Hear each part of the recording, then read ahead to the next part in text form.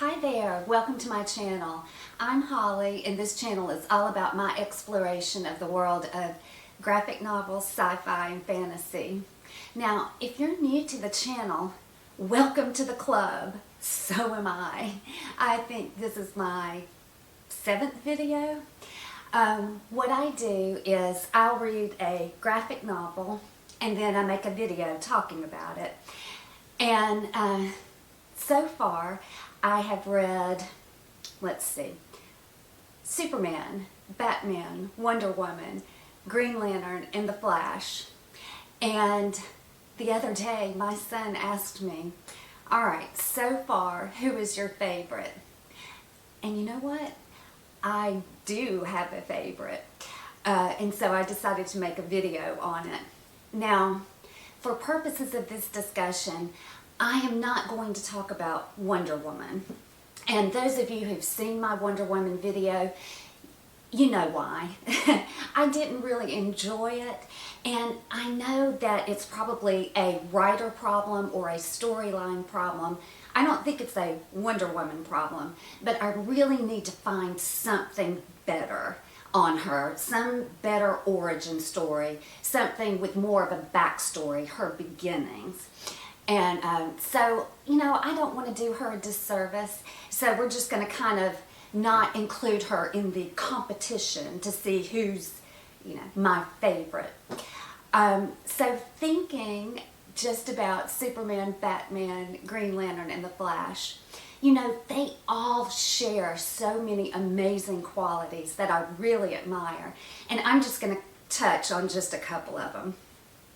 You know, they all have this very strong moral code, a very strong sense of right and wrong, and a firm belief in justice. And, you know, it all stems from the fact that all of them have lost one or both parents through very sudden, violent endings. And I think that that really fueled their drive to protect the innocent and uphold the law. But one of the things that I really find so admirable is all of them are so selfless. They're very self-sacrificing, putting everyone's needs before their own, and sometimes I think probably to the detriment of their own well-being. You know, I thought about it, and being a superhero really is a 24/7 job. There's no time off. I know I would make the worst superhero ever because I would be thinking, good night, can you not just settle down and behave long enough for me to go on a date or take a nap? But anyway, with them having to deal with the dregs of humanity all of the time and putting themselves last, you know it has to take a toll on them. And I wondered, there has to be a story. One of them has to just crack eventually, or just break, or at least be completely and totally burned out. Let me know if such a story exists, because I really would like to read that. And I wonder who it is who would crack first. I think it might be Batman, but I don't know about that. You know, I know nothing. I'm still learning. So anyway, what I'd like to do next is, oh, I'm sorry, there are other things that they have in common. I'm not going to go through all of them, but you know, they're highly intelligent, some more than others, and they're all very resilient. They've got a lot that they have to overcome. All right. So what I want to do now is look at each one individually. But before I do, if you enjoy this content, I ask that you take a moment to subscribe, hit the like button, share, and then stick around for the rest of the video. All right, so I'm going to start with Superman, the symbol of hope.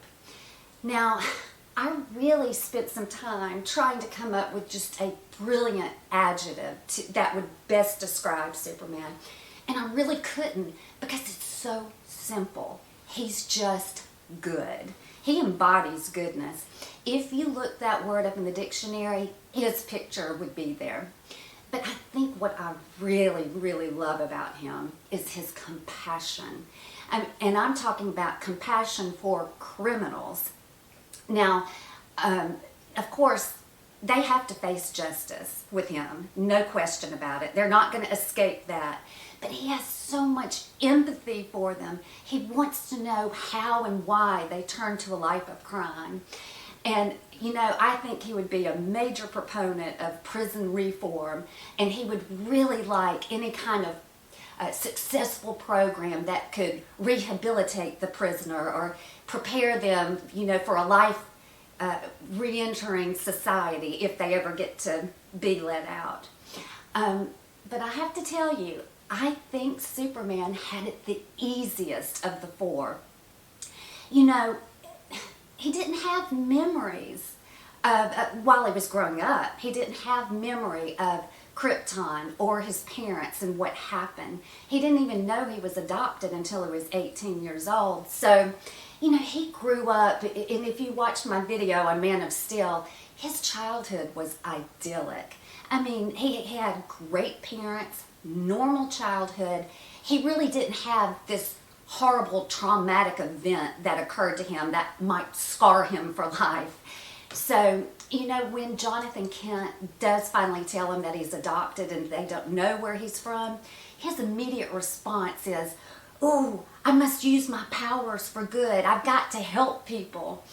And, you know, with his superpowers, he really could have turned into a monster, a real walking and flying nightmare, but he doesn't.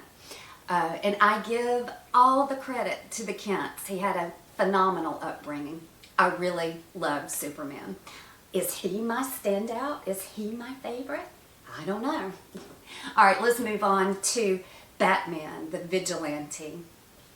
No, he really colors outside the lines on purpose. But, you know, his drive to rid Gotham City of the criminal element, I don't think comes from the same place. I don't think his motivation is the same as Superman. I don't think it comes from a place of good. I think it comes from a place of vengeance. And, you know, he sees the horrific unaliving of his parents right in front of him. And I think every criminal that he deals with now is like symbolically the criminal that harmed his parents. So he's just punishing that criminal over and over again. And you know, his idea of justice is pretty brutal. You know, he likes, I think he's a loner. He likes to be alone and he likes to work alone.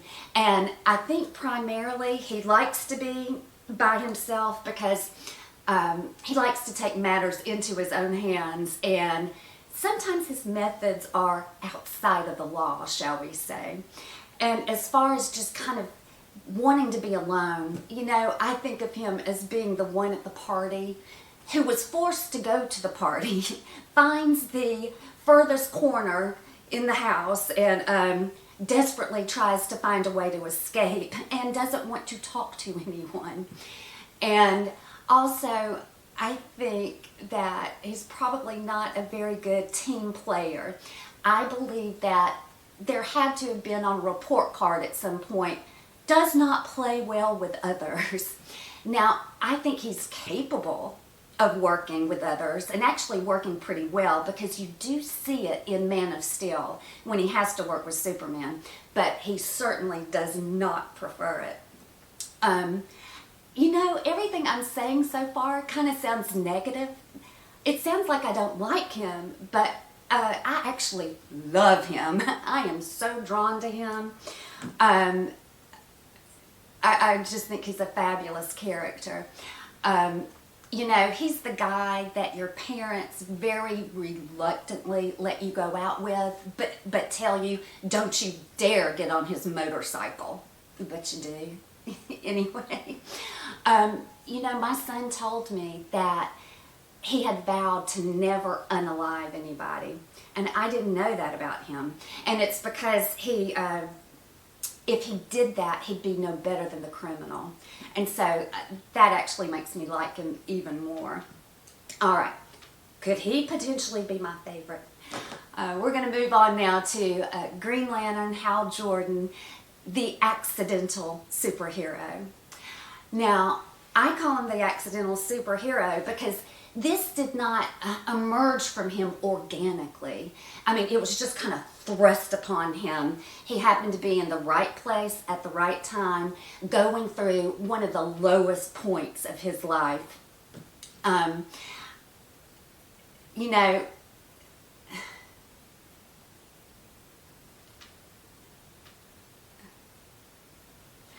his life was an absolute total crap show. Now, his parents, you know, he lost both of them, one to an airplane crash and the other one to pancreatic cancer. So they weren't unalived by a criminal element. But for him, it just seems like nothing ever goes right for him. Nothing works out. Not his job. He's estranged from his family. So I have to tell you, when the decision he has to make about becoming a Green Lantern occurs, thank God it did at the time it did, because I actually think it saved him. I have a lot of empathy for him. Now, you know that one of his main attributes, one of his greatest ones, is his fearlessness, which obviously is a requirement to be a Green Lantern. And he really is fearless. He's the one that you would want leading you into battle. But, you know, there is a drawback to this. He is so fearless and has so much self-confidence that I think he's impulsive. And you see that when he has to go face the Guardians of the Universe, and he just starts interrogating them. And I'm going, wait a minute. Wait a minute. You might want to think this through before you start doing this. And that's really the drawback in his impulsiveness. I think that he might not always consider what can happen and could possibly put himself in a dangerous situation and put others in a dangerous situation. He would be the one where I wouldn't be surprised to hear that he didn't make it back from the mission because he just went headlong into a situation without considering its consequences. But he's a lot of fun. I really enjoyed that story. All right, now let's talk about The Flash, Barry Allen, the reluctant superhero. All right, this is our eternal optimist. He is so full of hope, and I think that's such a great quality to have, because that can actually get you through those times when you really need it. And he was tested heavily as Barry Allen and as the Flash, and still he's able to maintain that hope, which I think is wonderful. I believe he's the most vulnerable of the four. He's certainly the most emotional, and I think he's the most accessible.